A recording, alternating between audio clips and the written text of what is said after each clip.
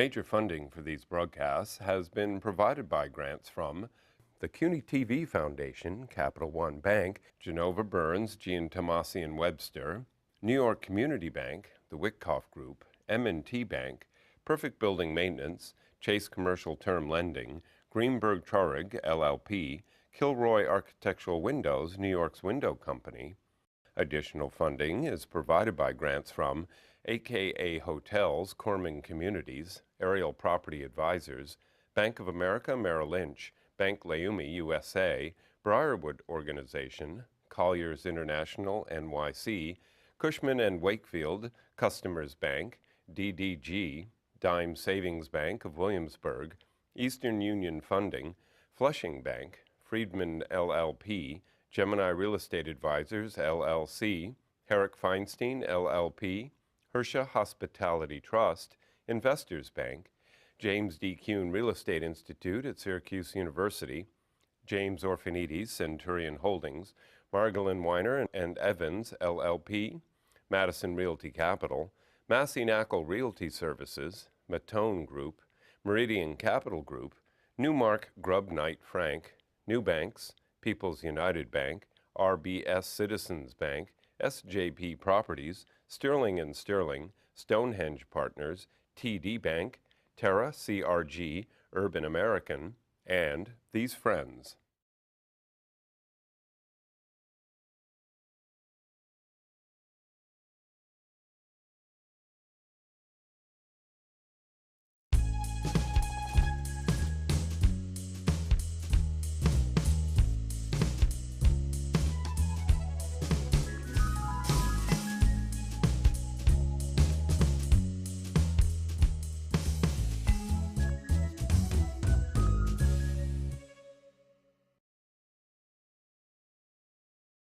So how does a boy who grew up in Brooklyn, then moved to New Jersey, a cartoonist, architectural school, a variety of things, goes out in 1960 and starts something called the Montauk Pioneer, which has evolved to the legendary Dan's Papers?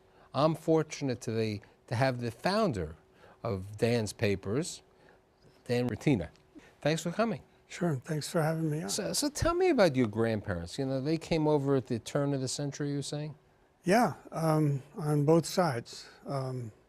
My father's family was from Romania, and my grandfather was a musician, had students in Romania, and he was the oldest of about 5 or 6 children, and he led them all through Paris, and then he had to wait for a while so that some of the fares could be gotten to him, and then he came to New York around 1890, around there. And on my mother's side, my grandfather was from the Shtetl area of Russia, right by where Poland and Lithuania meet up, as was Fanny, his wife. And I might add that my father's mother was also Romanian. So these were these 2 immigrant families. So what did your grandparents do when they were here? My grandfather on my father's side continued as a music teacher, and during the day was a bookbinder. They lived in a 2 family house in Brooklyn. And my father's family on my mother's side became very active in the Zionist movement. He had been a rabbi, an ordained rabbi, but mostly he really had his heyday in the late 20s, and then he was building houses in Brooklyn, and row houses and stuff like that. And then after the crash, which wiped him out, he went into the yarn business, and that's what he did for the rest of his life. So both of them were, I guess you would say, middle class, immigrant, but successful. Tell me about your dad and how your dad met your mother. My dad was the handsomest man in Brooklyn College. Right, and he caught her, I remember you said? He had a blind date with her through a friend, and he caught her as she appeared at the top of the stairs to the second floor of her parents' apartment, all dressed up to go out for the evening, and then slipped and came down the stairs, and he caught her. That's it. Now, your dad went to a pharmacy school. Yes. The original Brooklyn College of Pharmacy, which is right. now part of NYU. And at pharmacy school, he really didn't want to be a pharmacist, right? Correct. He intended to own a chemistry lab, but what he told me was that when he graduated, they changed the law. The law now said you had to be a doctor to have a chemistry lab, a PhD. During the war, he worked at Merck, right.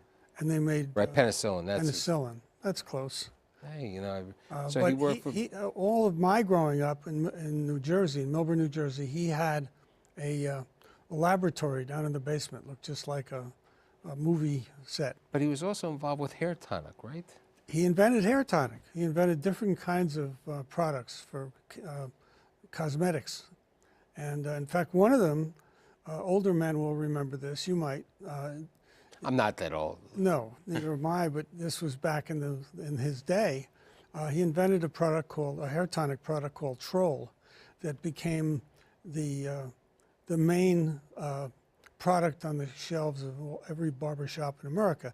It was this green bottle. It looked like a bottle of wine, and it had a white foam on top that would separate, and the barber would shake it up and put it in his hands and go like that, and then he'd put it on your hair. I'm certain that if we went to certain golf courses around the country, they still have that Troll. They still have Troll, and that was his product. And he right, was. But you moved out to New Jersey.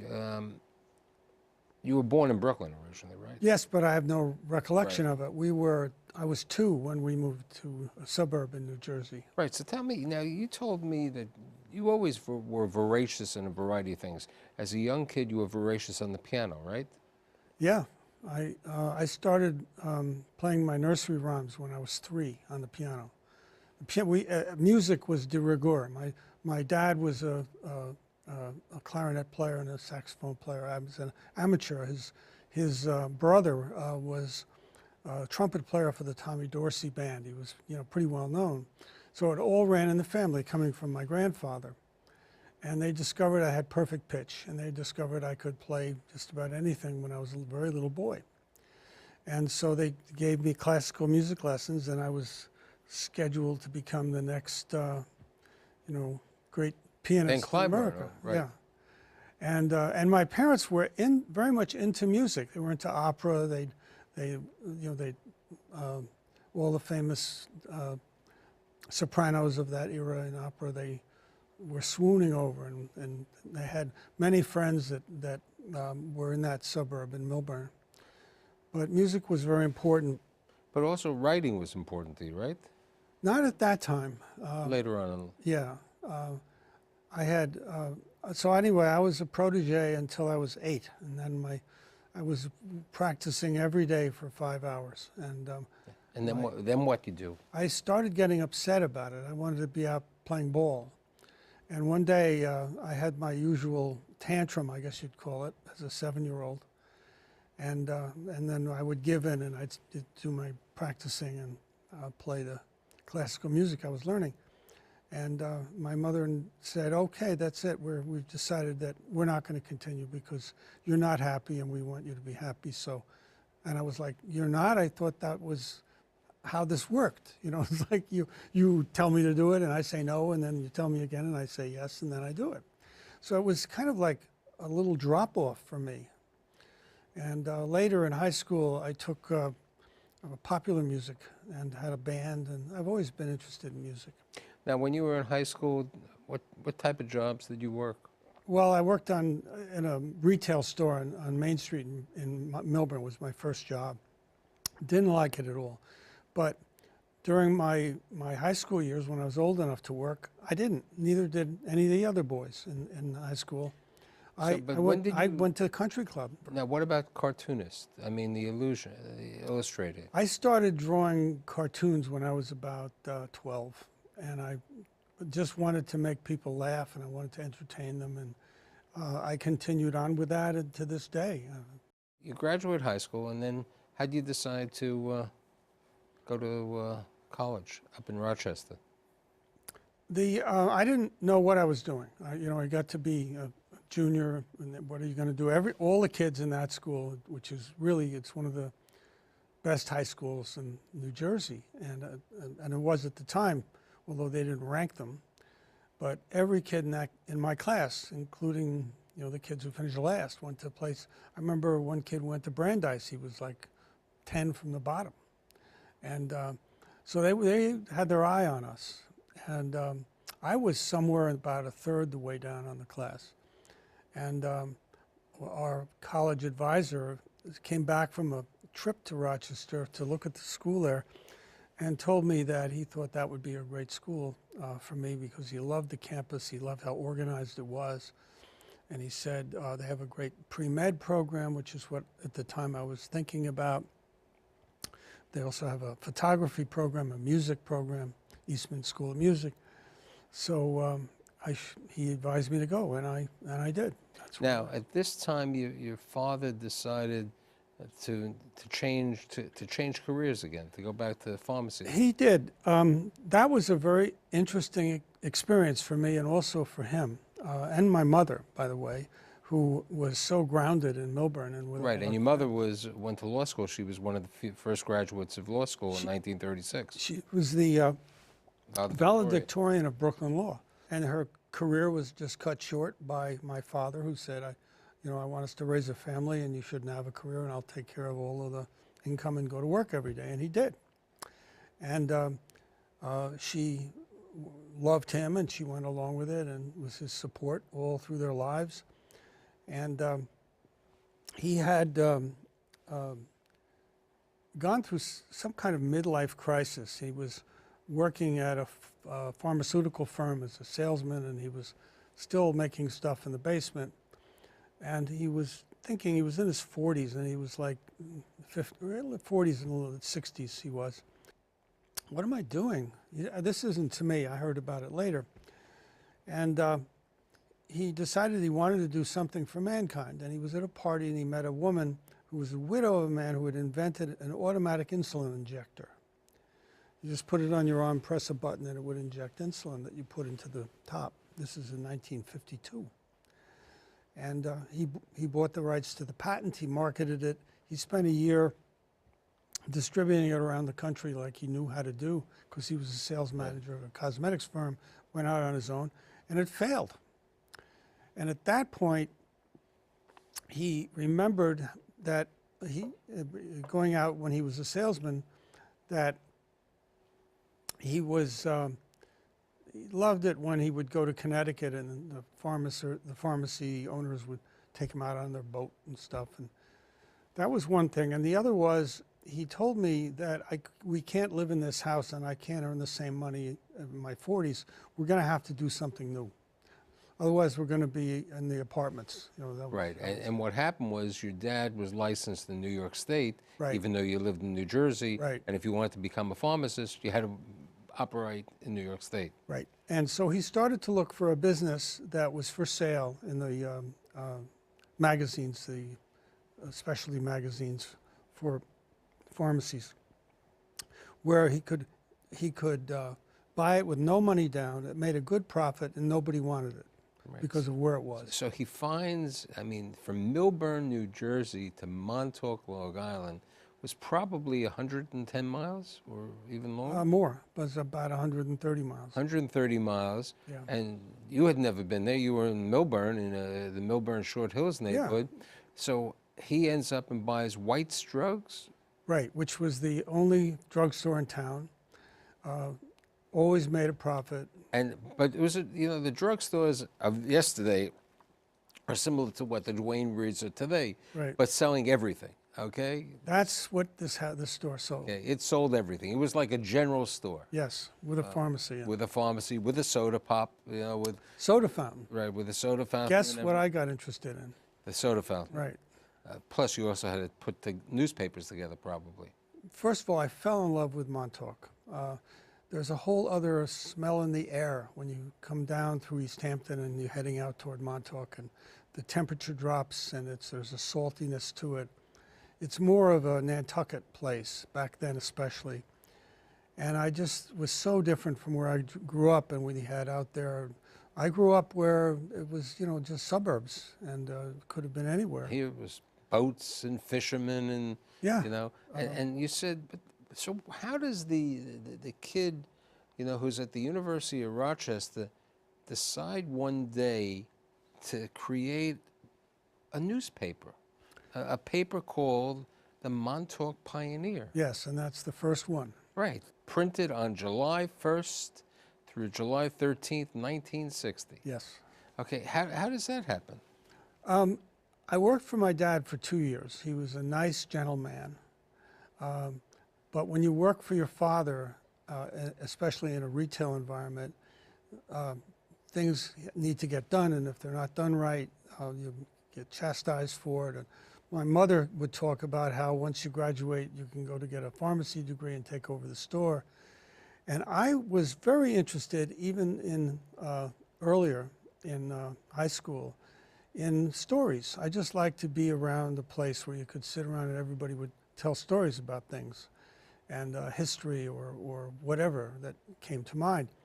And I became fascinated with the history of Montauk, involving everybody from Teddy Roosevelt To Carl Fisher. And the rum runners were still alive then. They were old men, and now they were telling their stories. And I'd meet with them in a bar sometimes. And I just loved the town. And at that time, the town was had no newspaper. It had only, I didn't realize it at the time because I just didn't know what came before, but all of the motels that were there, and there were 40 of them, had all been built in a 5-year period, ending just 2 years before we got there. And that had been a huge shock to the town of East Hampton, 16 miles away. Montauk was simply a barren peninsula with the remains of an old resort that failed. And these people who went back to the 1640s were horrified that this new kind of modern Cape Cod kind of life was on their doorstep. And the East Hampton Star newspaper, which is a very good newspaper and was then, but also at that time, looked down at Montauk. Anything that Montauk was good might have encouraged Montauk to grow more or get more publicity. Or they would try and make it bad. I remember the editor at that time had a column called "One of Ours," which meant the East Hampton crowd. Not the Montauk crowd. No, but one of ours meaning ours, like we're all that group, was WASPs mostly. Right. And there was the Ladies Village Improvement Society with blue-haired ladies in East Hampton. And here comes the Ronjo Motel, the Atlantic Terrace, the Wave Crest, you know, the Surf and Sand. I mean, it was like totally what that must have been like to them. In any case, what I knew was that the Star was not a popular newspaper in Montauk at all. I mean, it was the only paper in Montauk. I knew exactly how many copies were sold in town, within 5 or 10. Because you were controlling part of the circulation. What was sold in your in my White's. dad's store. And the only other place in town it was sold was Martell's, which was a little corner store. We sold 150 a week, and Martell's probably sold, I asked them, I think they said it was 40. So you knew what the potential circulation of your new Yes, newspaper this was an interesting project for me. I was always very good at mathematics. And I said, how many beds are there in town for the tourists? I was only going to do it in the summertime. And how often do they change over? And I called every single motel to ask that question. Called 40 motels. I wound up with a total of about 8,000 beds. That's how many were in 40 motels. And they average changeover was about once every 3 or 4 days. So I thought, how many people would read it if I published a newspaper? Well, a half or a quarter. What if I put it in the motels themselves? What if I had the maids put it right on the beds when they came and went? Montauk would have its own little ship that promoted the town. And how would I do it? Well, I came up with this idea of having, I came up with the whole idea all at one time. There had not been a free newspaper before that. all these papers were paid, which is why the Star had a circulation of 230. And I figured out that I could print 5,000 copies every 2 weeks. 10 weeks, 5 issues. I got a price which was about $350 to print it. I asked my dad if he would be all right if I did a newspaper next summer instead of work for him. And he said, I'm fine as long as you make at least what you made if you had worked for me, which I believe was at that time around 50 cents an hour. And so I did the math. I figured out what my printing cost was. I figured if I was an 8-page paper, I'd have 4 pages of ads. I would have to do 5 issues, print 5,000 each time. I knew I'd deliver it in my car. Right, you put them in the back of the convertible. Yes, right? I had a beautiful car. And I'd take them to every motel in town. And it would be, there was an ad at that time called Everyone Reads the Philadelphia Inquirer. It was running in daily papers. And it showed a sort of a semi-air view of the city of Philadelphia. And everybody's reading this paper. And I thought, they can do that here. It'll right out of the box. All I have to do is put 5,000 copies in 40 motels, 20 restaurants, a miniature golf course, the sailboat place, you know, just all at Fishing Village. I went from boat to boat, putting five. And it proved that it was a success, right? Yeah, I figured out that first year that if I sold all the ads, all these squares, and I said, I'm not only going to sell them once, I want to sell them for all 5 issues, and it's going to cost you $100. And if you had, and they were each 1/12 of a page, so if you had 12 times 4, you can see it right there. It was around a gross of about $3,600. So that was the creation, and then you did this you only did this summers because it was a summer publication. Right, and I come home, and my dad, after the first year, bought me that a new convertible. He was so proud of me. Now, you finished University of Rochester, because I have to pack this up in like the next 5 minutes. You then decide, because you wanted to go to Harvard, right? I wanted to continue to run the paper, and Which was a part-time summer job. yes, right. but I had to stay in school. A lot of people did this at that time, or you get drafted. Right, so you go to Harvard for a specialized architectural program. Yeah, yeah. And you were there for what, 2.5 years. I was there for 3 years, of which I completed 2. 2 years. And then what happens is, then you get the proverbial letter from the U.S. Army, correct? Right. And fortunately or unfortunately, you had a health condition which gave you a deferment. It did. After that, you're still doing Dan's, okay, but the Montauk paper becomes more than Montauk. You go to East Hampton, and that's why there were Dan's papers, right over there. And subsequently, you get involved with advertising. You work for Footcomb. Well, that was, what am I going to do the rest of the year? That was what that was all about. Right. I worked for Footcomb and Belding 1 year. I started selling cartoons in the city 1 year. Right, and you told me the good part of the job of this publication is you were able to travel. You know, if you made enough money during the period of time, you were able to work on a very interesting work schedule, right? Yes, I did. I would go, I'd look in an atlas and I'd find a place that I thought had like the highest peak coming out of the ocean was Tenerife and the Canary Islands. And I said, go live there for 4 months. We'll see whether I got to rent a car or a bicycle or whatever when I get there. And so, you know, and then look around. And that's what I did. Then how do you get into the newspaper in the village? That, right after college, 2 years after college, I was still coming into the city. I'd rented an apartment on West 10th Street for a studio to do my cartoons around the city and sell them to magazines, which I did pretty successfully. But it was a lot of work, and the cartoons themselves took 10 minutes, and the rest of it was schlepping these big things around to different editors. And I saw a copy of something called East Village Other, which was a 4-page fold-out sheet with no advertising. That it was actually 1 sheet of paper that was uncut. And I called the guy who had done it and told him this could be a newspaper in New York to compete with the Village Voice. And he said, come on by he had He had a loft on 2nd Street. And I went there and we started that. And I basically did all the nuts and bolts of it.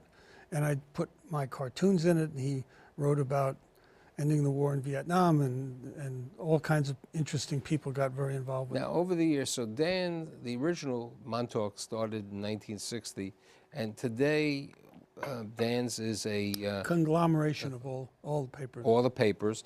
It publishes 52 weeks a year. Yep. And I mean, this is the latest issue. I mean, and sometimes the issues are as many as 300 pages. They are in the summer. Now, in addition to that, since you, as you said before, you like writing, you've written 3 books, correct? They're all memoirs. They're mostly about the newspaper, like about my career and crazy things that happened, and the people that they happened with or who got involved with it. And the hoaxes also? There are no hoaxes. Not in the book, but yeah. Some of the... Well, the hoaxes were actually started when I started the Montauk paper. People were telling me they wouldn't advertise in something that's free. Nobody's going to read it. That was what I was told. I said, watch this. You know, and I wrote a hoax, and the whole town was up, and it was like, you know, Orson Welles was like. So what's the circulation today of the Dan's paper? It varies because of the summer. It's in the summer. In the summer, it's around 55,000. In the winter, it's 30,000, 35,000. And the last book was published what, last year? 2012. Yeah. And what are the books called? In the Hamptons? In the Hamptons 2, which is that one, and still in the Hamptons. And then you are probably one of the most voracious writers because you have more articles in this than anything else. I love to write. I love to write on a whole wide variety of topics, and I do them almost every day or every other day. So I wind up writing 4 or 5 pieces every week. And you also write bios on people living in the Hamptons. I do, yes, which it's a bit extraordinary to have started out in a community which was simply a summer resort from, you know, blue-collar workers, basically. And having been around, and all of a sudden every celebrity in America is in your town. So I want to thank you for being here today. Sure, and thanks for having me. Okay.